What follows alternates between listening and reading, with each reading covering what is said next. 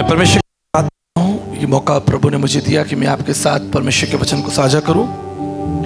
परमेश्वर का वचन पवित्र शास्त्र बाइबल पहला यूहन्ना उसके अध्याय उसके 5 पद में हमसे कहता है कि वो इसलिए प्रकट हुआ कि पापों। संपूर्ण पवित्र शास्त्र बाइबल को अगर आप बड़े ध्यान से पढ़ेंगे तो आप देखेंगे कि एक परमेश्वर है जो आपकी चिंता करता है। एक परमेश्वर जिसके पास आपके लिए योजनाएं और भलाइयां। और परमेश्वर का वचन पवित्र शास्त्र बाइबल हमें ये स्मरण दिलाती है, याद दिलाती है कि वो परमेश्वर जो अज्ञात अगोचर परमेश्वर जिसे आंखों से नहीं देखा जा सकता। स्वामी विवेकानंद जी ने कहा है कि अदृष्ट अगोचर अदृश्य परमेश्वर जिसे आप आंखों से नहीं देख सकते, उसे आप अपनी बुद्धि अपनी समझ से आप उसको नहीं समझ सकते। उस परमेश्वर ने अपने आप को मनुष्य के रूप में संसार में प्रकट कर दिया। लिखा है वो इसलिए प्रकट हुआ कि वो पापों को हर ले। याद रखिएगा कि प्रभु का अस्तित्व, प्रभु का होना सनातन से सनातन काल के लिए है। प्रभु यीशु मसीह का जन्म 2000 साल पहले हुआ, मनुष्य रूप धारण किया, लेकिन होना सनातन काल से है। ऐसा नहीं कि प्रभु यीशु मसीह कोई ईसाइयों के भगवान है, ईश्वर हैं, और ये जो ईसाई धर्म है या पंथ है या मार्ग है ये 2000 साल पहले शुरू हुआ। मानव जाति की सभ्यता अगर आप इतिहास पढ़ेंगे तो मेसोपोटामिया की सभ्यता, अगर आपने इतिहास पढ़ा होगा, मोहनजोदड़ो हड़प्पा की जो संस्कृति है वो लगभग 6500 साल पुरानी संस्कृति है। अर्थात मनुष्य का जो अस्तित्व इस पृथ्वी पर पाया जाता है वो लगभग 6000 से 6500 साल पुराना है। ये इतिहास की बात है, मैं ऐतिहासिक दृष्टि से बात कर रहा हूं। और ये सब कुछ मिडिल ईस्ट में अर्थात इराक, ईरान और जो इजिप्ट देश है उनके आसपास ये सभ्यताएं डेवलप हुई, और उसके बाद धीरे धीरे ये सभ्यताएं पूरे विश्व में फैल गई। तो भारत की धरती, अफ्रीका की धरती, जापान की धरती, ऑस्ट्रेलिया की धरती, न्यूजीलैंड, बर्मा, टर्की, स्पेन, ये सारे देश जो भौगोलिक देश है ये सब खाली थे। वहां कोई संस्कृति नहीं थी। चाइना में कोई लोग नहीं रहते थे। ऐतिहासिक दृष्टिकोण से बता रहा हूँ, बड़े दावे और बड़े विश्वास से बता रहा हूँ। सिर्फ यही नहीं कि कोई आध्यात्मिक चर्चा हो रही है जो मुझे मन में आए मैं बोल दूं। इतिहास की दृष्टि में मोहनजोदड़ो हड़प्पा की जो संस्कृति है वो लगभग 4 से 6500 साल पुरानी संस्कृति है। और प्रभु यीशु मसीह का जन्म आज से 2000 साल पहले हुआ। यीशु मसीह का जन्म यहूदी कुल गोत्र में हुआ। वो कोई ईसाई नहीं थे, वो यहूदी थे। और चूंकि उनका नाम यीशु था और अर्थात उसको उसके अनुयायियों को ईसाई कहा गया, जिसकी आवश्यकता नहीं पड़ती। लेकिन मैं विश्वास करता हूं कि परमेश्वर का जो वचन है वो मलिन नहीं होता, नष्ट नहीं होता। और जिस तरह जल किसी भी बर्तन में रखा जाए उसका आकार ले लेता है। जल को आप किसी भी बर्तन में रखिए उसका आकार ले लेगा। अगर जल को आप कटोरे में डालेंगे तो वो कटोरे के अंदर होगा, जग के अंदर डालेंगे जग को, ग्लास के अंदर ग्लास होगा। सो प्रभु का वचन जहां गया लोगों ने उसे जाना। वहां पर धर्म या संस्कृति के परिवर्तन की आवश्यकता नहीं है, क्योंकि प्रभु यीशु मसीह तो स्वयं यहूदी थे और उन्होंने कोई यहूदी धर्म की स्थापना नहीं की। तो मोटी मोटी बात हमें यह समझनी है कि प्रभु यीशु मसीह संसार में आज से 2000 साल पहले प्रकट हुए। वो थे, उनका अस्तित्व सनातन से सनातन काल के लिए था। आदि में वचन था, वचन परमेश्वर था और वचन परमेश्वर के साथ था, और ये वचन देहधारी हुआ। जैसे मैं इस पृथ्वी पर 40-45 साल से हूं, लेकिन आपके शहर में तो आज आया हूं, तो मेरा जन्म आज थोड़ी हुआ है। मैं तो पिछले 40-45 साल से इस इतिहास का हिस्सा हूं। ठीक इसी तरह प्रभु यीशु मसीह का अस्तित्व इस ब्रह्मांड में, इस प्रकृति में, इस पूरे संसार के अंदर उसका होना सनातन काल से है। लेकिन वो आया 2000 साल पहले, और लिखा है वो इसलिए प्रकट हुआ कि पापों को हर ले। ये मेरे लिए बड़े गौरव की बात है कि मैंने ना केवल पवित्र शास्त्र बाइबल लेकिन भारत के तमाम दर्शन शास्त्रों का अध्ययन किया। भारत के अंदर 9 दर्शन होते हैं, 6 आस्तिक, 3 नास्तिक। न्याय दर्शन, वैशेषिक दर्शन, सांख्य दर्शन, वेदांत दर्शन, ये सब आस्तिक दर्शन है। चार्वाक दर्शन, बौद्ध दर्शन और जैन दर्शन, ये नास्तिक दर्शन है। और मैंने तमाम दर्शनों को बड़े ध्यान से पढ़ा, और जो मुझे हर दर्शन में या वेदों में या उपनिषदों में मिलती है वो यही है कि हर जगह एक ही प्रार्थना है कि हे प्रभु हमारे पापों से हमारी रक्षा करें। और इससे परमेश्वर का वचन, पवित्र शास्त्र बाइबल कहती है कि परमेश्वर ने अपने पुत्र को इस संसार में, अर्थात परमेश्वर इस संसार में मनुष्य बनकर इसलिए आया था कि तमाम दुनिया के लोग, केवल भारत के लोग नहीं, क्योंकि मोक्ष तो सबकी आवश्यकता है, जैसे भोजन सबकी आवश्यकता है, हवा पानी सबकी आवश्यकता है। इसमें कोई भारत के लोगों की जिद थोड़ी है कि भाई हमको ही खाना मिले, वो तो ऑस्ट्रेलिया, न्यूजीलैंड, फ्रांस, जर्मनी के लोगों को भी खाना चाहिए। इसी तरीके से उद्धार जो है, मोक्ष जो है, वो हर जाति, समाज, भाषा के लोगों की आवश्यकता है। मैं इसको सिद्ध कर सकता हूं। आज आप पेपर उठाएं, अपने शहर का पेपर उठाएं, तमाम लूटपाट की घटनाएं, मारपीट की घटनाएं आपके अखबार में छपी होंगी। आप बॉम्बे का उठा लिया, वहां भी छपी होंगी। आप जयपुर राजस्थान का उठा लीजिए, मैं आया हूं, वहां भी छपी है। मारपीट चल रही है, लूटपाट चल रही है, हत्याएं चल रही हैं, कालाबाजारी चल रही है। दुनिया के कहीं भी आप समाचार पत्रों को पढ़ेंगे तो आप यही देखेंगे कि संसार में त्राही त्राही मची हुई है। इसलिए भारतीय दर्शन में भारतीय ऋषियों ने विशेष रूप से वैष्णव ब्राह्मण प्रार्थना मंत्र में कहा है, पापम पापात्मा पापकर्मा पाप सम्मा त्राहिमाम त्राहिमाम पुण्यरक्षाम सर्व पाप हरे हरे।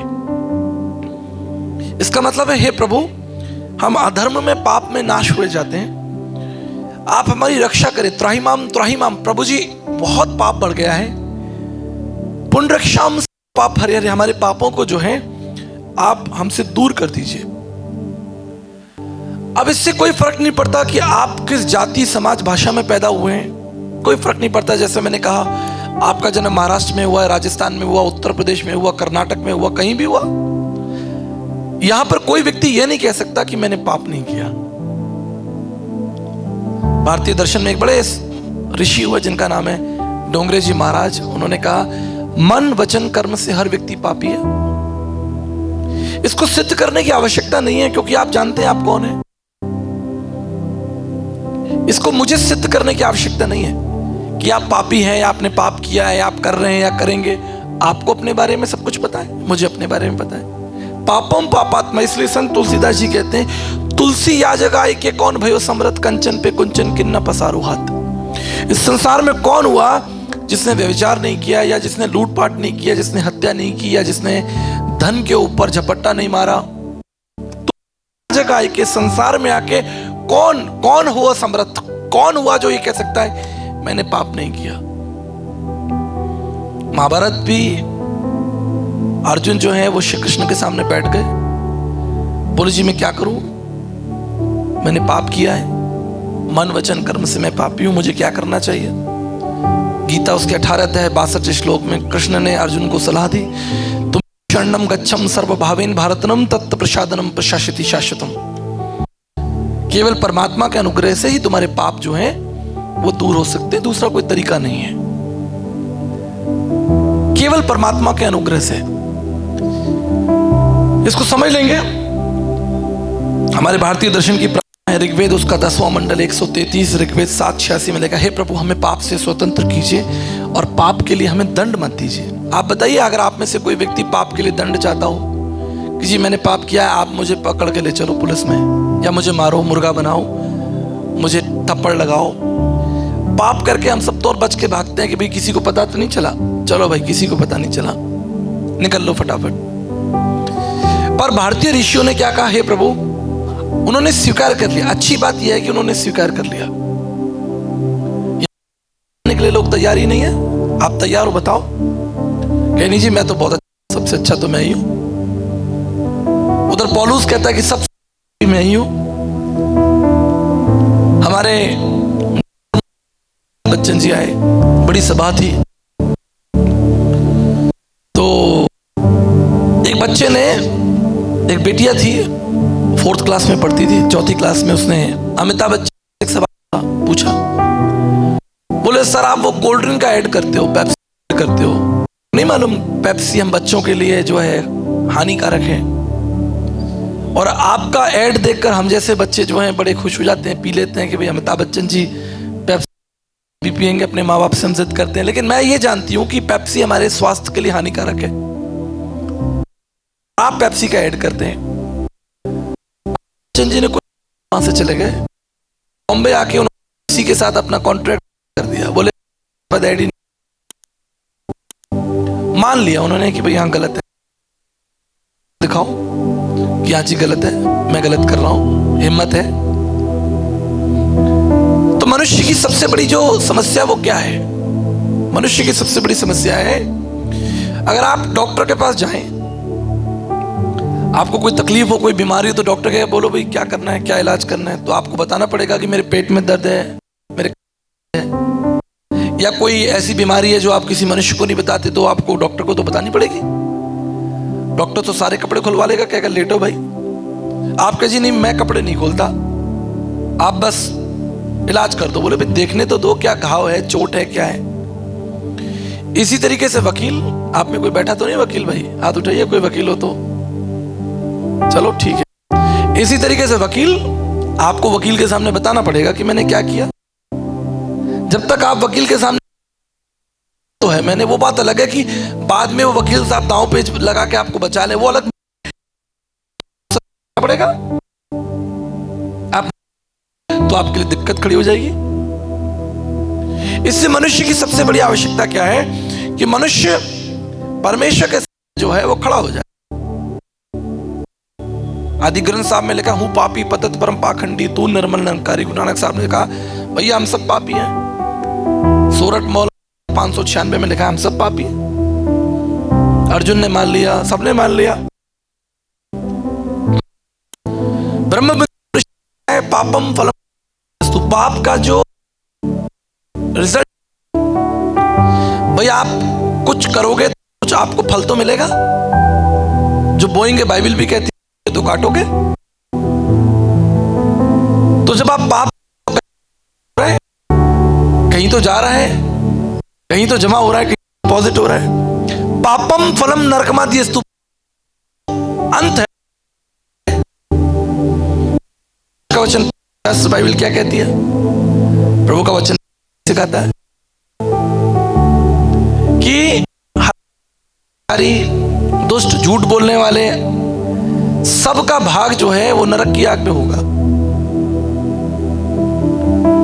अब बड़ी समस्या कि अब हम सब जो हैं अंधे हैं, अब अंधा अंधे को कैसे मार्ग दिखाए भाई। तो बात चल रही थी कि क्या अंधे अंधे को मार्ग दिखा सकता है? आप मुझे बताएं। अंधा अंधे को मार्ग नहीं दिखा सकता, तो क्या एक पापी व्यक्ति दूसरे पापी कर सकता है? कभी नहीं कर सकता। मैं आपको अपनी जिंदगी का एक बहुत सुंदर अनुभव बता रहा हूं, मुझे विश्वास है कि आप उससे आशीषित होंगे। मेरे पिताजी रेलवे में ऑफिसर थे। नीचे कई लोग, कम से कम 5000 लोग मेरे पिताजी के अंडर में काम करते थे। और पूरी जिंदगी मेरे पिताजी ने सेवा की और बड़ी ईमानदारी से सेवा की। मुझे कहते हुए बड़ा गर्व है अपने पिताजी के ऊपर कि मेरे पिताजी ने एक बहुत शानदार जिंदगी जी है। उन्होंने आज तक 1 रुपए की घूस नहीं ली। जिस पद पर थे और जितने लोगों के ऊपर वो अधिकारी थे, कई लोग उनसे अपना काम निकलवाने के लिए आते थे। एक बार मुझे घटना याद है, एक बार हमारे घर 3 लोग आए शाम को 5:30-6 बजे। नहीं, मेरे पिताजी के पैर पकड़ लिए, अंदर आई, बैठी है। स्टाफ ही थे, उनके ऑफिस से आए थे, जूनियर स्टाफ थे। तो वो चाहते थे कि मेरे पिताजी किसी कागज पे दस्तखत कर दे तो हो जाए, उनकी उन्नति हो जाए, या कोई पनिशमेंट होगा जिसमें बच जाए, या कोई उनके फेवर का काम होगा। और वो अपने साथ एक लिफाफा लाए, उसमें 1000 रुपया था और एक मिठाई का डिब्बा लाए। हमारे शहर की मशहूर दुकान सुनहरी लाल, उसकी मिठाई का डिब्बा था। उन्होंने लाकर टेबल पे रख दिया। अब मैं वहां चक्कर काट रहा, मैंने कहा सुनहरी लाल की मिठाई आ गई, क्योंकि को खाने को मिलती थी, क्योंकि 6 तारीख को मिलती थी हमारे पिताजी की। तो 6 तारीख को शाम को मिठाई आती थी हमारे घर में, तो हम बड़ा नाचते थे भाई, मिठाई आई हमारे घर में। मैं आपको 30-35 साल पुरानी बात बता रहा हूँ। अब जी वो मिठाई घर में सुनहरी लाल का डिब्बा रखा हुआ, हम उसे देख रहे हैं। हमने कहा भाई मिठाई, ये तो बड़ा कमाल हो गया, कहाँ से ये चांद निकल आया। अब हम बोले कि जब मेहमान जाएं तो हम खाएं, ना किसी चीज लगे हमारा, ना खाने में मन लगे, ना पढ़ने में मन लगे, हमें तो बस मिठाई नजर आ रही। हमने कहा वो मेहमान जाएं तो अब 4 आदमी 5 आदमी बैठ के बात कर रहे हैं, मैं दूर से छुप के पर्दे में देख रहा कब जाएंगे ये। घंटे 1.5 वो चले गए, लेकिन अनहोनी ये पिताजी ने वो डिब्बा वापस कर दिया। बोले भाई अपना ये लिफाफा भी ले जाओ और ले जाओ। मैं बड़ा संकोच कर, मैंने कहा पिताजी ने सुनहरी लाल की मिठाई वापस कर दी। मैंने पिताजी से पूछा, मैंने कहा पापा जी आपने वो मिठाई, कहते बेटा वो मिठाई सही नहीं थी, उसका उद्देश्य सही नहीं था। आज वो बात समझ में आती है कि वो उद्देश्य क्या था। आज ये मिठाई पूरे संसार में घूम रही है, नहीं घूम रही? आप बताओ, हर डिपार्टमेंट में घूम रही, नहीं घूम रही? बताइए आप, यहां बैठे होंगे बहुत सारे लोग। तो क्या जो आप ये डिपॉजिट कर रहे हैं, ये अनर्थ जो चल रहा है संसार में, अंधकार चल रहा है, आप में से कोई व्यक्ति यहां नहीं होगा जिसने बैंक लूटी हो? बताओ, कोई नहीं होगा। किसी ने मर्डर भी नहीं किया, तो फिर आप पापी कैसे हो गए भाई? ऐसा आपने क्या? दर्शन कहता है काम क्रोध मद लोभ की मूर्खो तुलसी एक समान। आपने क्रोध भी कर लिया, अहंकार कर लिया आपने, तो आपका नाम लिस्ट में आ गया। जी भाई ये आदमी अहंकार कर रहा है, इसको देखेंगे हम बाद में।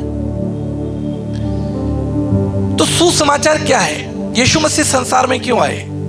मैं कल भी बता चुका था, आज फिर बता रहा हूं क्योंकि आप सब लोग नए आए हैं। यीशु मसीह धर्म की स्थापना करने नहीं आए थे। वैसे धर्म को समझ लीजिए, धर्म का मतलब सिर्फ कर्मकांड नहीं होता कि लोग कैसे पूजा कर रहे हैं ना, कैसे यात्राएं हो रही हैं, धार्मिक यात्राएं होती हैं। प्रेम धर्म का मूल है, पाप मूल संताप। जहां दया वहां धर्म है, वहां क्षमा वहां आप। धर्म के 2 अर्थ हैं। धर्म एक व्यापक व्यवस्था है, इसको समझेंगे। एक पिता अपने बच्चों के लिए उठाता है, मेहनत करता है, उसे भी धर्म है भारत की संस्कृति में। एक माँ बच्चों के लिए भोजन बनाती है, उसे भी धर्म कहा गया। एक शिक्षक टीचर जो है वो पढ़ा रहा है, स्कूल में खड़े होकर ब्लैक बोर्ड पे पढ़ा रहा है, वो भी धर्म है। एक सैनिक बॉर्डर पे खड़ा है, वो भी धर्म है। एक डॉक्टर इलाज कर रहा है, वो भी धर्म है। लेकिन क्या होता है कि हम सिर्फ कर्मकांडों को धर्म मान लेते हैं कि भाई पूजा हो रही है, ये व्रत रखा जा रहा है, ये धार्मिक यात्राएं हो रही हैं। वो धर्म का एक छोटा, जैसे हमारा शरीर है ना, तो शरीर तो सर से लेकर पांव तक है। अब इसमें नाखून भी है ना, इसमें उंगली भी है, तो ये भी तो शरीर का हिस्सा है। इसलिए जो कर्मकांड है, पूजा पाठ करने की पद्धति है, वो धर्म का एक छोटा हिस्सा है। वास्तविक जो धर्म है वो मूल्य और आदर्श है और नैतिकता के ऊपर आधारित है, ताकि मनुष्य धर्म के मार्ग पर चले। जैसा वचन कहता है कि उदय होगा, बाइबल कहती है, और तुम चंगे हो जाओगे। तो ये जो चंगाई है सिर्फ शारीरिक नहीं है, आत्मिक चंगाई भी है। जब तक सूर्य नहीं होगा तो अंधेरे में आप कब तक बैठे रहोगे? आप मुझे बताओ। अगर सूर्य जो है वो 10 दिन 15 दिन 20 दिन 50 दिन ना निकले, त्राई त्राई हो जाएगी, आप भागोगे इधर से उधर। क्यों? क्योंकि पृथ्वी का तापमान ठंडा हो जाएगा, आपकी हालत खराब होगी, आप मरेंगे और पानी जमेगा, और पेड़ पौधे जो हैं वो जो है फोटोसिंथेसिस प्रोसेस बंद हो जाएगा, प्रकाश संश्लेषण की विधि खत्म हो जाएगी, ये ऑक्सीजन नहीं देंगे, बस जय जयकार हो गई आपकी, पहुंच गए आप वहां जहां आपको पहुंचना था। साधु सुंदर सिंह, पंडिता रमाबाई, नीलकंठ शास्त्री, राजा राम मोहन राय, नारायण वामन तिलक, पंडित धर्म प्रकाश शर्मा, भाई भक्त सिंह, ईमानदार लोग थे, प्रभु में ईमानदार लोग थे, सक्षम लोग थे, बुद्धिजीवी लोग थे। इनके पास दर्शन था, ज्ञान था, वैचारिक बातें थी जिससे जीवन में एक प्रभाव हो, शक्ति मिले, ऊर्जा मिले। मैं आपको भोजन सुंघाने थोड़ी आया हूं, खिलाने आया हूं। आपको याद रहे 2-4 बातें मेरी तो मजा भी आए। आप भूल गए बस, बहुत अच्छा संदेश था। क्या संदेश था? पता नहीं क्या संदेश था, अच्छा था। इसे सीखिए। तो बाइबल का जो पूरा संदेश है वो क्या है भैया? आपको ईसाई बनाने का संदेश नहीं है। मैं आपको फिर बता रहा हूं, बाइबल का एक ही संदेश है, वो आपके सामने लिखा है। वो इसलिए प्रकट हुआ कि मनुष्य के पाप जो है वो हर ले। अब आपसे तो हो नहीं रहा। आदि शंकराचार्य जी ने भी कहा नैति नैति केनापि जन्म, हमसे नहीं हो रहा भाई। अगर हमसे हो ही जाता तो फिर वचन ऐसा क्यों कहता? ना योगेन सांख्यन कर्मणानो ना विधाया ब्रह्म कृत मोक्ष विद्यते सिद्धाय नान्यता। ना योगा करने से उद्धार मिलेगा, ना माला जपने से उद्धार मिलेगा। परमेश्वर के अनुग्रह से, देवानुग्रह, परमेश्वर का अनुग्रह जो जीवन से अंधकार को दूर कर सकता है, कपट को सकता है, छल। अगर आप किसी जाए, आप किसी खाई में गिर जाए, रोए, चिल्लाएं, चीखें, बचा लो बचा लो, तो अगर आप चिल्ला रहे हैं तो इसका मतलब है आप कोशिश कर चुके हैं ना। आप नहीं निकल पा रहे, तभी तो आप गड्ढे में पड़े हुए हैं, बोरवेल में पड़े हुए हैं, तो आप चिल्ला रहे हैं कि भाई निकालो। तो ऊपर से जो व्यक्ति जो स्वतंत्र है, जमीन पर चल रहा है, वो आपको रस्सी डाल के निकाल सकता है। और मान लीजिए कि वो रस्सी डाल रहा हो, आपने उसे खींच लिया, तो दोनों ही गिर गए गड्ढे में। पतला दुबला हुआ, वो आपको खींच ही नहीं पाया। भाई आपके पाप का बोझ जो है वो 200 किलो है। आपके पाप का जो वजन है वो 200 किलो है, और आप कोई पतला दुबला आदमी खींच रहा है, वो आपको तो वो नहीं खींच पाएगा, वो भी गिर जाएगा गड्ढे में। तो इसलिए दर्शन कहता है स्वयंभू सृष्टिकर्ता प्रजा का यज्ञ तद्रक्त्रम परमात्मम पुण्यदान बलियागनम सर्व पाप परिहरो रक्त प्रक्षणम। समस्त मानव जाति के पापों केवल स्वयंभू सृष्टि उठा सकते हैं, कोई तरीका नहीं है। इसको जरा समझा दूं, आप कहेंगे समझ नहीं आया, मेरे पास प्लान बी भी है आपको समझाने का। आपने कितने लोग मॉल में गए? आप मॉल में गए, हाथ उठा। मॉल गए? देखो सब लोग गए। क्या किया मॉल में जाकर? पिक्चर देख के आ गए। तो मॉल में आप गए, तो मुझे आप एक बताओ, कभी आपने मॉल में कोई भिखारी देखा है? मैंने आज तक अपने जीवन में मॉल में कभी भिखारी नहीं देखा। आपने भी नहीं देखा होगा। देखा हो तो मुझे जरूर बताना। क्यों नहीं जा सकता मॉल में वो? ऐसी क्या बात है? इंसान नहीं है? जीवित नहीं है? क्यों नहीं जा सकता मॉल के अंदर? एक गरीब आदमी, भिखारी जो सड़क पर भीख मांग रहा है, वो क्यों नहीं जा सकता? एक ही कारण है, वो योग्य नहीं है। उसके पास क्या नहीं? योग्यता में धन नहीं है। अच्छा, क्या ऐसा तरीका हो सकता है जो वो मॉल पहुंच जाए? ऐसा क्या तरीका हो सकता है? ऐसा क्या उपाय हो सकता है? बताइए। आप बड़े बड़े बुद्धिमान लोग बैठे हैं, सब डॉक्टर, इंजीनियर, साइंटिस्ट बैठे हैं। क्या ऐसा तरीका हो सकता है कि वो एक भिखारी जो सड़क पर भीख मांग रहा है, वो मॉल में ऊपर पहुंच जाए? भाई आप जैसा कोई दयावीर जो हो, जिसका दिल बहुत बड़ा हो, दयावान कोई हो, वो उसका हाथ पकड़ के उसे ले जाए कि भैया चलो मैं आज मॉल में खाना खिला के लेकर आता हूं, तभी पहुंच पाएगा। दूसरा कोई उपाय है ही नहीं। तो कौन दया करेगा हमारे ऊपर? हम तो यहीं भटक रहे संसार में, धक्के खा रहे। मेरी दया आपके काम नहीं, आपकी दया मेरे काम नहीं। क्या एक अंधा अंधे को मार्ग दिखा सकता है? तो क्या जरूरत थी? क्या जरूरत थी? इसे समझ लीजिए। कुलुसियों उसका पहला अध्याय 26 पद में लिखा है, अर्थात उस भेद को जो समय और पीढ़ियों ने उन पवित्र लोगों पर प्रकट कर दिया। पवित्र लोग कौन है? जो प्रार्थना कर रहे हैं, परमेश्वर की बाट जो रहे हैं, जो परमेश्वर के लिए पुकार रहे हैं, अपने आप को रो रहे हैं, छलनी कर रहे हैं, कह रहे हैं प्रभु जी आपको हम ढूंढ रहे हैं, आप हमें बस मिल जाओ। पवित्र लोग आंखों में आंसू है और जो परमेश्वर का दर्शन करना चाहते हैं। बाइबल कहती है कि परमेश्वर ने उस भेद को जो युगों से, सदा से गुप्त था, पवित्र लोगों के ऊपर प्रकट कर दिया। क्या था वो भेद? कुलुसियों उसका दूसरा अध्याय 2 पद में लिखा है, परमेश्वर पिता का भेद अर्थात मसीह